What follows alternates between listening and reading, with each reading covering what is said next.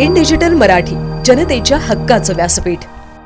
उल्हासनगरात 2021 साली गँगस्टर सुरेश पुजारीने भाजपा नेते अमित वाधवा यांना जीवे मारण्याची धमकी देत 1 कोटी रुपयाची खंडणी मागितल्याच्या प्रकरणात पुन्हा हालचाली सुरू झाल्या आहेत।